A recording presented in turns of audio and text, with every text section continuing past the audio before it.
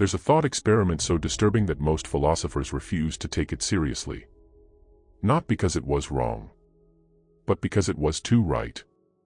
Imagine waking up tomorrow and knowing, with complete certainty, that no achievement, no relationship, no amount of success would ever make you feel permanently satisfied. That the happiness you've been chasing your entire life isn't a destination. It's a mechanism. A biological trap designed not to fulfill you, but to keep you moving. You'd call that depressing. One man called it philosophy. His name was Arthur Schopenhauer. And nearly 200 years ago, he described your life, your Instagram, your ambitions, your 3 a.m. emptiness, with terrifying precision. This video will show you exactly what he saw. And more importantly, what he found on the other side of it. Stay with me until the end. Because the last idea in this video doesn't just change how you think. It changes what you do. Here's the question nobody asks out loud. Why does getting what you want never actually work? Think about it honestly. You wanted the job. You got the job. And for about 2 weeks, maybe 3, life felt different. Then it didn't. You wanted the relationship. You found someone. And slowly, quietly, that electric feeling faded back into routine. You wanted the money, the body, the apartment, the follower count. And every single time, the satisfaction was real, but it was short. Psychologists have a name for this. They call it the hedonic treadmill. The idea that your emotional baseline resets after every win and every loss. That no matter how dramatically your circumstances change, you eventually return to the same underlying level of contentment you started with. But here's what's wild. Schopenhauer had already written about this in 1818. Before psychology was even a formal discipline. And his explanation wasn't clinical or detached. It was deeply personal. Almost brutal. He said the problem isn't your circumstances. The problem is the force driving you toward those circumstances in the first place. Schopenhauer called it the will. Not willpower. Not ambition. Something older than that. Something that doesn't care about your goals, your values, or your happiness. He believed that at the core of every living thing, every human being, every animal, every organism, there is a blind, irrational force that simply wants. It doesn't know why. It doesn't have a destination. It just drives forward. Always reaching. Always hungry. Never arriving. Think about the last time you felt truly at rest. Not tired. Not distracted. But genuinely, peacefully at rest, with no nagging sense that there's something you should be doing, wanting, or becoming. If you're struggling to remember that moment, Schopenhauer would say that's the will at work. And here's the twist that makes this so uncomfortable. He wasn't describing a flaw. He was describing a design. The will, this endless, restless striving, isn't a bug in human nature. According to Schopenhauer, it is human nature. And because it can never be permanently satisfied, suffering isn't a side effect of life. It's the structure of life. Now before you close this video, because I know some of you are already reaching for your phone, hear me out. Because this is where it gets genuinely useful. If you've ever felt like happiness keeps slipping just out of reach no matter what you do, you're going to want to see where this goes. Subscribe so you don't miss what comes next. The trap we don't see we're in. Let's make this concrete. Right now, somewhere in America, there's a 26-year-old lying in bed at midnight scrolling through their phone. They have a job they worked 3 years to get. An apartment they spent months saving for. A life that looks, from the outside, pretty good. And they feel hollow. Not sad, exactly. Not anxious. Just empty. Like something is missing. Like they're waiting for their actual life to begin. Schopenhauer would say, that feeling is not a malfunction. It's the will doing exactly what it's designed to do, moving the goalposts the moment you reach them. Modern neuroscience actually backs this up in a fascinating way. When you anticipate a reward, your brain releases dopamine. When you receive the reward, dopamine levels drop back to baseline. What this means is that the pleasure is almost entirely in the pursuit, not the possession. You are neurologically engineered to enjoy wanting more than having. Schopenhauer diagnosed this without an fMRI machine. He called it the oscillation of life, a pendulum swinging between desire and brief satisfaction, never resting in the middle. And then he asked the question that changes everything. If you know the pendulum is rigged, what do you do with that knowledge? Why success doesn't fix the problem? Here's where it gets even more uncomfortable. Because you might be thinking, okay, but surely people with real success, wealth, fame, achievement, surely they've found a way past this. They haven't. Study after study shows that beyond a modest income threshold, additional wealth has almost no lasting effect on emotional well-being. The faces change. The anxiety stays. The restlessness stays. The nagging feeling that this still isn't it, stays. Anthony Bourdain had everything the world defines as success and described a persistent, unnamed emptiness.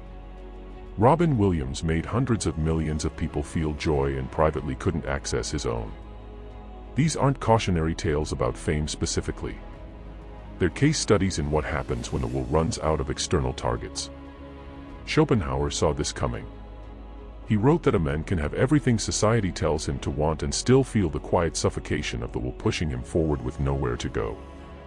And this, he argued, is why most people never examine their own desires. Because examining them means confronting a terrifying possibility: what if what I'm chasing isn't what I actually need? The philosopher David Foster Wallace gave a commencement speech in 2005 where he described the default setting of human consciousness, the automatic assumption that you are the center of your own experience, that your cravings are meaningful, that the next thing will fix the last thing. Schopenhauer called it living enslaved to the will. Wallace called it being unconscious. They were saying the same thing. Think about your own life for a second. What are you currently convinced will finally make things click? Hold that thought. Because in about 4 minutes, we're going to look at what Schopenhauer actually recommends, and it's not what you'd expect. The surprising gift hidden inside the problem. Now here's where Schopenhauer stops being just a philosopher and starts being genuinely useful. Because he didn't stop at the diagnosis. He asked, if the will is the source of suffering, and you can't destroy the will, what can you do? His first answer was surprising. Awareness itself is a form of freedom. The moment you recognize that your craving for more is not a personal failing, not a sign that something is wrong with you, but a universal feature of being human, something shifts. You stop taking the hunger personally. Think about it this way. If you don't know you're in a maze, every dead end feels like a failure. The moment you see the maze from above, even if you're still inside it, the dead ends stop feeling personal. They're just the structure. And you can navigate structure. That's what Schopenhauer was offering. Not an escape from life's difficulty, but a map that makes the difficulty legible. And once you have that map, he said, 3 paths open up. The first is aesthetic transcendence, the experience of art, music, and beauty. Schopenhauer believed that when you become genuinely absorbed in a piece of music, when a song takes you somewhere you can't quite name, the will momentarily stops. You're no longer wanting. You're not planning or craving or comparing. You're just present. Fully in the moment. He saw these experiences not as entertainment, but as rare glimpses of what life can feel like without the constant noise of desire. Think about the last time you felt that way. Maybe it was a piece of music at 2 a.m. Maybe it was watching the sun go down. Maybe it was reading a sentence in a book that made time feel like it paused. That stillness. Schopenhauer thought it was one of the most important things a human being could experience. The counterintuitive path out. The second path Schopenhauer offered is even more counterintuitive. Compassion. Which seems like a strange answer from a self-described pessimist. But follow his logic. Most of your suffering, he argued, comes from being trapped inside your own perspective. The will is fundamentally self-centered. It wants for you, and only you. It compares you to others. It keeps score. It whispers that you're behind, or not enough, or missing something they have. But the moment you genuinely look at another person and recognize that they are suffering too, not as an abstract concept, but as a real, felt recognition, something breaks open. Your suffering becomes less isolated. And isolation, Schopenhauer believed, amplifies pain the way a sealed room amplifies sound. Modern psychology has caught up to this idea in the most rigorous way possible. Research on what's called common humanity, the recognition that struggle is a shared human experience, consistently shows it's one of the most powerful predictors of emotional resilience. Not optimism. Not positive thinking. The simple recognition that you are not uniquely broken. Schopenhauer had a specific word for this kind of compassion. Mitleid. Literally, suffering with. Not pity. Not charity. The actual felt sense of another person's pain as something real and close. He believed that when you act from that place, when you help someone not because it makes you look good or feel superior, but because you genuinely feel their difficulty, you momentarily step outside the will. And in that space, something that feels remarkably like peace becomes possible. The idea that rewired how I see everything. The third path is the one I want to spend the most time on. Because it's the one that tends to land hardest. Schopenhauer called it the denial of the will. But don't let that phrase scare you. He wasn't talking about nihilism. He wasn't talking about giving up on life. He was talking about learning to want less desperately. There's a difference between a person who wants something and a person who is consumed by wanting something. The first can still act, still pursue, still engage with life, but from a position of relative freedom. The second is at the mercy of whatever they crave. Most of us live as the second person and barely notice it. Schopenhauer recommended simplicity as a practice. Not asceticism for its own sake, but a deliberate reduction of the number of things you need in order to feel okay. Because every need is a potential source of suffering. And the fewer points of vulnerability you have, the less the will can pull you around by them. This intersects strikingly with Stoic philosophy, the idea of what Marcus Aurelius called wanting only what is necessary. And with Buddhist philosophy, the concept that attachment, not circumstances, is the root of suffering. Schopenhauer actually read Buddhist texts, one of the first Western philosophers to engage with them seriously. He saw in Buddhism not a foreign religion but a confirmation of his own conclusions from a completely different cultural direction. And what strikes me most about this convergence is what it implies. Multiple independent human traditions, separated by thousands of miles and centuries, arrived at the same diagnosis. Desire, not circumstance, is the engine of suffering. Which means that if you can change your relationship with desire, even slightly, the terrain of your life changes with it. Not because your problems disappear, but because you stop experiencing every unfulfilled want as an emergency. I want to know what you think about this. Drop a comment below. What's the desire you keep chasing that never quite delivers? I actually read every response. This conversation matters. How to actually use this? So what does this look like in real life? Because philosophy that doesn't translate to action is just interesting noise. Here are 3 things you can start doing, not to eliminate the will, which isn't possible, but to reduce its grip. First, practice deliberate stillness. Once a day, for even 5 minutes, do nothing. Not meditation with an app. Not a productivity technique. Just stop. Let the discomfort of non-productivity rise up and don't immediately fill it. Notice what thoughts emerge when you stop feeding the will with stimulation.